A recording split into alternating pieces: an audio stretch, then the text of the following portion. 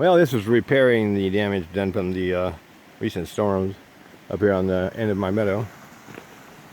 Yep. It's kind of severe. We had a lot of rain. A rearranged rain. Yeah. Anyway, more cleanup to do. I do have something I found though I'd like to move. We'll make sure we take care of you little beauties.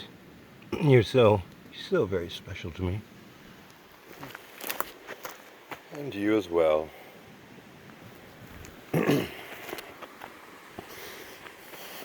Anyway, I did find something besides native plant life.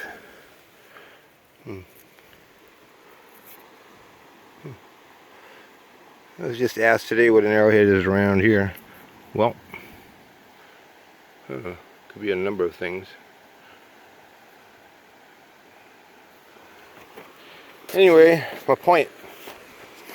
Right down here where this wash is, that used to all be taller. That water floods. This does. I'm coming up with some interesting structure down here. Not mosquitoes, a lot of those. This.